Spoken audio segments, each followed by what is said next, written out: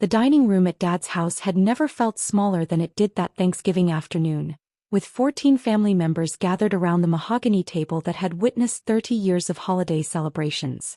The afternoon sun streamed through the bay windows, casting long shadows across the carefully arranged place settings and the centerpiece Mom had spent hours perfecting. I sat in my usual spot near the kitchen door, picking at my mashed potatoes while Dad held court from the head of the table. At 58, he still commanded the room with the same authority that had made him one of the city's most successful cardiologists. His voice carried the weight of someone accustomed to delivering life-changing news to patients and families. "Maria's doing exceptionally well at her pediatric practice," Dad said, gesturing toward my older sister with obvious pride.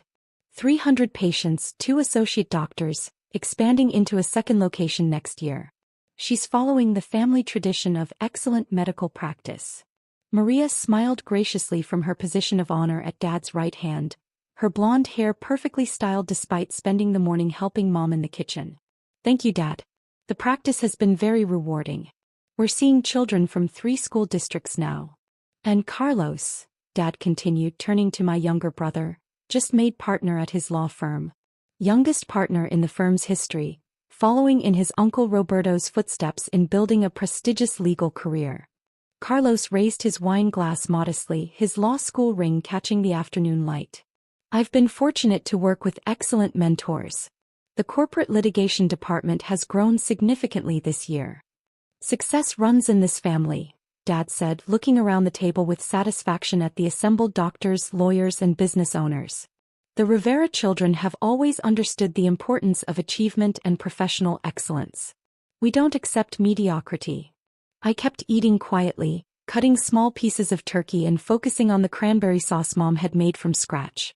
I knew where this annual Thanksgiving lecture was headed, could feel the familiar tension building as Dad prepared to address the elephant in the room. "Of course," Dad said, his tone shifting like a judge preparing to deliver a verdict. "Not everyone has lived up to their potential." The table fell silent. Forks paused halfway to mouths. Conversations died mid-sentence. Even my young nephews stopped their whispered discussion about video games and turned their attention to the adult drama unfolding. "Isabella," Dad said, looking directly at me with the same expression he probably used when delivering difficult diagnoses to patients, 36 years old, and still playing around with laboratory experiments like a graduate student who refuses to grow up. I took a sip of water and said nothing. Experience had taught me that engaging with Dad's disappointment speeches only made them longer and more painful. Better to let him finish his annual assessment of my failures. "Maria was chief resident by 36, he continued, his voice carrying across the dining room to reach every family member present. Carlos had already made senior associate at his firm. They understood that education is supposed to lead to real careers, not extended adolescence in academic research facilities." My cousin Roberto, always the peacemaker, tried to redirect the conversation. "Dad, Isabella has a PhD in molecular biology from Stanford. That's hardly a failure." "A PhD that she's never used for anything practical," Dad replied, dismissing Roberto's defense with a wave of his hand. "She's been doing research at various universities for 12 years. No private practice, no corporate position, no real income to speak of. No contribution to the family's medical legacy." The familiar shame washed over me as I looked around the table. Everyone was successful in ways that were easy to measure and understand. Maria's thriving pediatric practice with its steady stream of grateful parents, Carlos's law partnership with its impressive salary and social status, our cousins' businesses and professional achievements that could be explained at dinner parties. "You know what I told my colleague Dr. Martinez last week?" Dad continued, apparently not finished with his annual evaluation of my life choices. "He asked about my children's careers, and I had to explain that my youngest daughter is still finding herself in academic laboratories at 36 years old." Mom looked uncomfortable but didn't contradict her husband. She'd learned over 40 years of marriage that challenging Dad's pronouncements publicly only made family gatherings more uncomfortable for everyone. "You're the biggest disappointment in this family," Dad announced, his voice rising with the kind of authority that had commanded respect in hospital corridors for 3 decades. "You had every advantage. Excellent education, family support, connections in the medical field through my practice, And you've wasted all of it on academic daydreaming. Everyone stayed silent. The only sounds were the ticking of the grandfather clock in the hallway and the distant sound of football on the television in Dad's study. Maria and Carlos kept their eyes on their plates, uncomfortable witnesses to this annual ritual of disappointment. 12 years of playing scientist, Dad continued, building momentum like a prosecutor presenting evidence to a jury. While your siblings built real careers that contribute to society and support families. Maria heals children and runs a successful business. Carlos helps people with serious legal problems and earns a partner's salary. You grow bacteria in petri dishes and write papers that 5 people read. My phone buzzed on the table beside my water glass. The caller ID showed Harvard Medical School. I glanced at it and let it ring, not wanting to give Dad additional ammunition about my inability to maintain professional boundaries. See? Dad pointed at my phone as if it proved his point. She can't even afford to keep it on silent mode. Probably some university administrator calling about unpaid lab fees or telling her that her grant funding has been cut. A few nervous chuckles rippled around the table. My Aunt Patricia smiled sympathetically, the same expression she'd perfected as a nurse before marrying into the family. My phone buzzed again. Same number. This was unusual. Harvard Medical School didn't typically call repeatedly unless something urgent was happening. Isabella, Mom said softly, her voice barely audible above the tension in the room. Maybe take that outside? We're trying to have a family dinner. It's probably her research supervisor, Dad said with theatrical disappointment, calling to tell her that her latest experiment failed and they're cutting her grant money. Another setback in her endless academic career. Or maybe they need someone to clean the lab equipment, Carlos added with a smile that was meant to be supportive but came across as patronizing. The phone buzzed a third time. Harvard Medical School again. My curiosity overcame my caution about giving Dad additional material for his disappointment lecture. You know what? I said, reaching for the phone. Let me just take this quickly. Perfect, Dad said, gesturing grandly to the assembled family. Let's all hear about Isabella's latest academic setback. Maybe they're offering her a position cleaning test tubes at minimum wage. More laughter around the table, though most family members looked uncomfortable with Dad's increasing sarcasm. I answered the call and put it on speaker since everyone seemed interested in my professional failures. Dr. Rivera speaking. Dr. Rivera. An excited voice filled the dining room, cutting through the family tension like a knife. This is Dr. Patricia Chin, Dean of Harvard Medical School. I apologize for calling during the holiday, but I have absolutely extraordinary news that couldn't wait. The entire table went quiet. Dad's fork stopped halfway to his mouth, a piece of turkey suspended in midair. The silence was so complete I could hear the neighbor's dog barking 3 houses away. What can I do for you, Dr. Chin?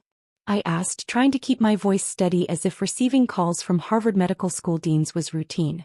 Dr. Rivera, I'm calling to inform you that the Nobel Committee has requested a formal interview regarding your groundbreaking research on targeted cancer immunotherapy. Your revolutionary work on personalized T-cell modifications has been nominated for the Nobel Prize in Physiology or Medicine. Dad's wine glass slipped from his hand, spilling Cabernet Sauvignon across Mom's white tablecloth. The red wine spread like blood across the linen, but nobody moved to clean it up. Everyone was staring at my phone as if it might be playing some elaborate practical joke. The Nobel Committee? I said, my voice barely steady as the magnitude of Dr. Chen's words hit me. Dr. Rivera, your research has revolutionized cancer treatment in ways the medical community hasn't seen since the development of chemotherapy. The clinical trials you've been leading have achieved unprecedented success rates in treating previously terminal cancers. Children who were given weeks to live are now in complete remission thanks to your T-cell modification protocols.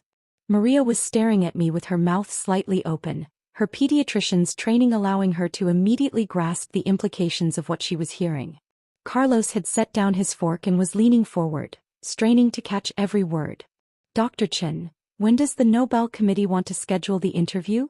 I asked, trying to maintain professional composure while my entire family listened to every word. Next week if possible. Dr. Rivera, I need you to understand the magnitude of this recognition. In the past 50 years, fewer than 20 researchers have been nominated for Nobel Prizes based on cancer immunotherapy work. Your research represents a fundamental shift in how we approach cancer treatment. I understand the significance of the nomination. Dr. Rivera, your research hasn't just advanced scientific knowledge. It's literally saving lives every day. Children with acute lymphoblastic leukemia who had no hope 6 months ago are now playing soccer and attending school because of your T-cell modification protocols. Families who were planning funerals are now planning graduations. Roberto was frantically Googling something on his phone, his fingers shaking as he typed my name into the search bar. The press conference announcing your Nobel nomination is scheduled for Monday morning at 10 a.m., Dr. Chen continued. Harvard Medical School is honored to host the announcement, given your primary affiliation with our research program and the Dana-Farber Cancer Institute. I'll be there, Dr. Chen. Outstanding. And Dr. Rivera? The entire international medical research community is talking about your work. You've changed the future of cancer treatment. The modification techniques you've developed are being implemented in hospitals across 37 countries. Thank you, Dr. Chen. I'll see you Monday morning. Dr. Rivera, one final thing. The Nobel Committee specifically mentioned that your research represents the kind of breakthrough that happens perhaps once in a generation. Congratulations on work that will be remembered for centuries. I ended the call and placed my phone back on the table. The silence stretched for what felt like an eternity. The red wine stain continued to spread across the tablecloth, creating abstract patterns that nobody noticed. Finally, Roberto found his voice. Isabella, you've been nominated for a Nobel Prize? It appears so. For cancer research? Maria asked, her voice weak with shock. Targeted immunotherapy, I said, trying to explain complex science to a room full of stunned family members. We've developed methods for modifying patients' own immune cells to recognize and attack specific cancer cells. Instead of using chemotherapy that kills healthy cells along with cancerous ones, we reprogram the patient's T cells to become precise cancer-fighting weapons. Carlos was reading over Roberto's shoulder as he scrolled through search results. Isabella, there are dozens of articles about you. Dr. Isabella Rivera's revolutionary cancer treatment shows 94% success rate in clinical trials treating terminal pediatric leukemia. The clinical trials have been very promising, I confirmed, understating what had become the most successful cancer treatment protocol in medical history. Dad was staring at me like I was a complete stranger who had somehow appeared in his daughter's chair. Isabella, you're conducting clinical trials for cancer treatments? For the past 4 years. We've treated over 300 patients with various terminal cancers, mostly children but also adults with aggressive forms of leukemia, lymphoma, and other blood cancers. The success rates have exceeded our most optimistic projections. Mom was crying quietly, tears streaming down her face as she realized what she'd been hearing. Isabella, you never told us you were working on cancer cures. I tried to tell you about my immunotherapy research, I said gently. Every time I mentioned T-cell modifications or clinical trials, someone said I was playing with test tubes or wasting time on theoretical nonsense that would never help real people. The memory of years of dismissal hung over the table like smoke from a fire that had finally burned itself out. But Isabella, Dad said, his voice barely audible, if you're nominated for a Nobel Prize, that means. It means her research is being recognized as potentially the most important medical breakthrough of our generation, Maria said, reading from Roberto's phone with growing amazement. Maybe of the past 50 years. Isabella, Carlos said quietly, his lawyer's training helping him process information quickly. This article says you're the lead researcher at the Harvard-MIT Cancer Immunotherapy Consortium. I direct the research program, yes. We have laboratories at Harvard Medical School, MIT, and the Dana-Farber Cancer Institute. About 200 researchers working on various aspects of immunotherapy development. And you've published over 40 peer-reviewed papers on cancer immunotherapy? 47 as of last month. The latest was in the New England Journal of Medicine, documenting our success with pediatric acute lymphoblastic leukemia. Roberto was reading more search results aloud, his voice filled with increasing awe. Dr. Isabella Rivera, 36, has emerged as one of the world's leading experts on personalized cancer immunotherapy. Her research team has developed treatment protocols that have achieved unprecedented success rates in treating previously incurable cancers, offering hope to families who had exhausted all traditional treatment options. But Isabella, Dad said, struggling to process information that contradicted 12 years of assumptions, we thought you were just doing basic research in university labs. I conduct advanced clinical research at some of the most prestigious medical institutions in the world, I said. The playing with test tubes you've been dismissing is actually developing treatments that save people's lives. We've moved far beyond basic research. We're treating actual patients and seeing them recover from cancers that would have killed them 6 months ago. How many lives? Mom asked through her tears, her voice barely a whisper. The patients in our clinical trials represent about 300 families who were told their loved ones had weeks or months to live. Most of those patients are now in complete remission. We've had 94% success rates with pediatric leukemia, 87% with adult lymphoma, and 72% success with aggressive solid tumors. The table was completely silent as everyone processed the magnitude of what they were hearing. Isabella, Maria said, her voice thick with emotion as her medical training helped her understand exactly what those numbers meant. I'm a pediatrician. Do you have any idea how many children I see with terminal cancers? How many families I've had to give devastating news to? Our pediatric trials have been particularly successful. Childhood leukemia response rates have been over 90%. We're literally taking children who are dying and giving them their whole lives back. You're saving children's lives, Maria whispered, tears starting in her eyes as she thought about all the families who had sat in her office receiving terminal diagnoses. We're developing treatments that give families hope when they previously had none, I said. When a 5-year-old with acute lymphoblastic leukemia doesn't respond to chemotherapy, we can now reprogram her immune system to fight the cancer more effectively than any drug ever developed.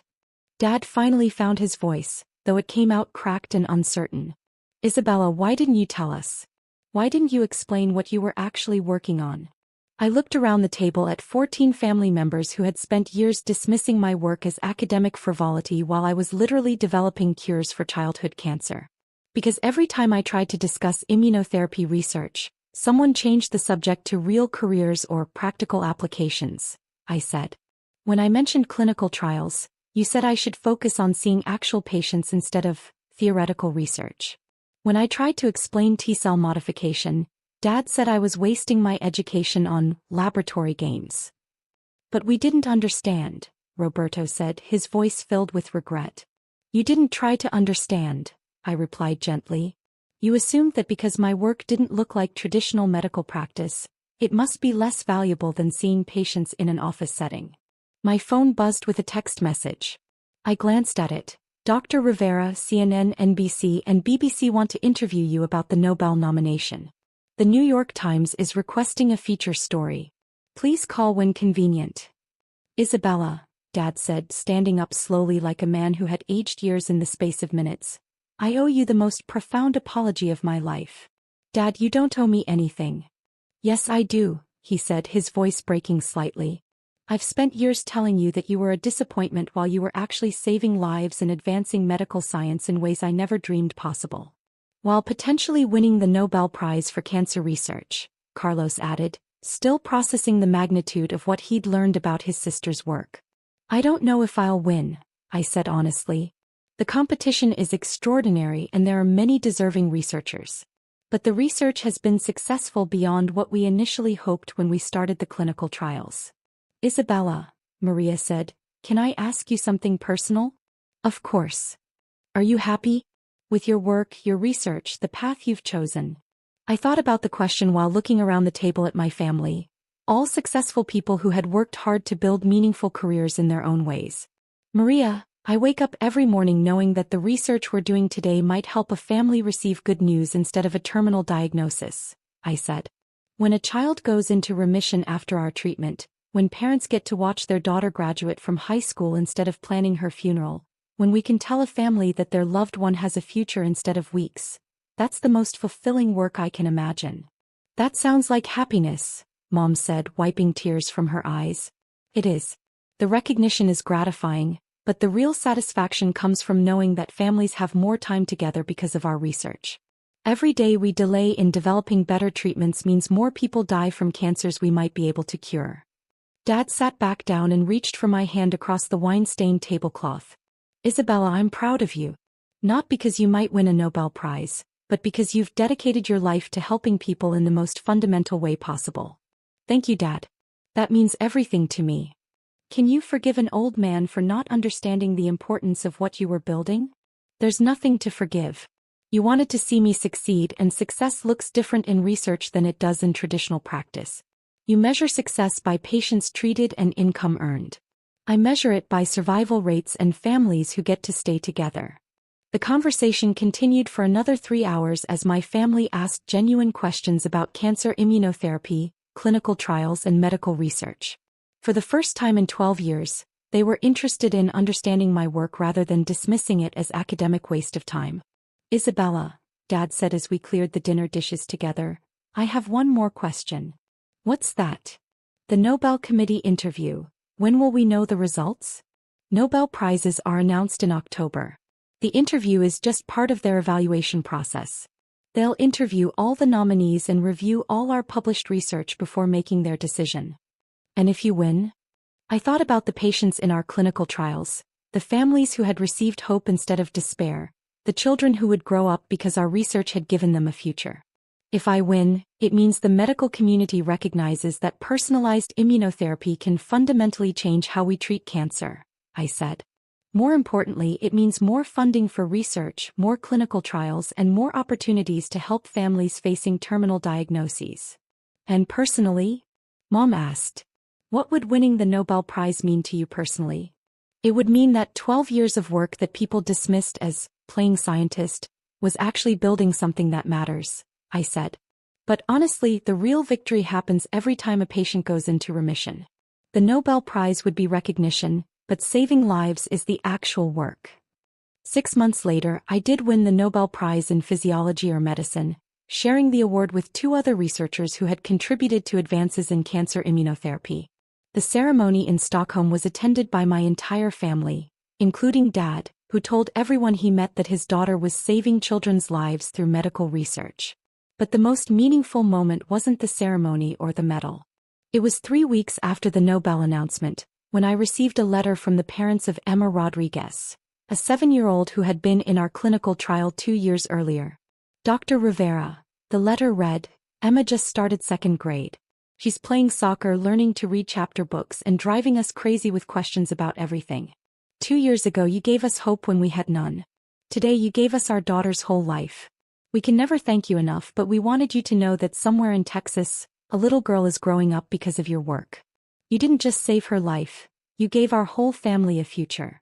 At the Nobel banquet, as I sat at the head table wearing the medal that represented not just my research but the hope we'd given to hundreds of families, I thought about that Thanksgiving dinner when Dad had called me the family's biggest disappointment. Sometimes the most important work happens in laboratories where families can't see it, in clinical trials that take years to complete, in research that doesn't look like traditional success until the day it changes everything. And sometimes, if you're patient enough and committed enough, the world eventually recognizes that what looked like playing with test tubes was actually playing with the difference between life and death. But the real recognition doesn't come from Nobel committees or newspaper headlines. It comes from 7-year-olds learning to read chapter books, from families planning graduations instead of funerals, from children who get to grow up because someone believed that the most important work often happens where people can't see it yet.